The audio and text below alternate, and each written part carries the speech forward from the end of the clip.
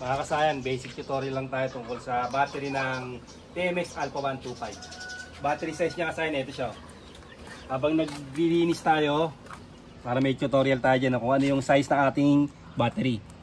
Iba yung size dito sa mga Rusi, Skygo, iba yung ano niya, iba yung kanyang size. Kasi siya, mataas na payat.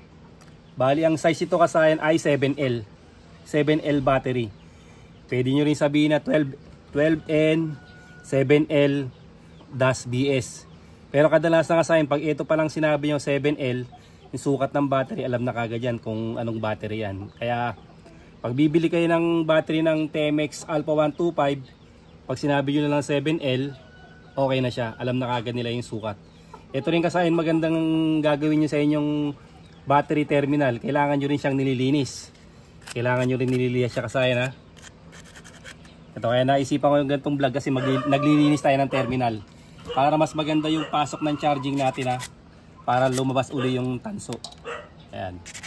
Para pagka kinabit uli natin yung battery natin, mas maganda yung charging. Bali, basic tutorial lang tayo kasayan, ha. Size ng battery ng TMX Alpha 125 ay 7L. Kahit di yun sabihin yan, 7L lang okay na. Halimbawa, ito. XRM110, 4L. Pag sinabi yung 4L, kahit di na YTX, yan yung pinaka size. Hanggang dito na lang mga kasayan. Salamat sa panonood.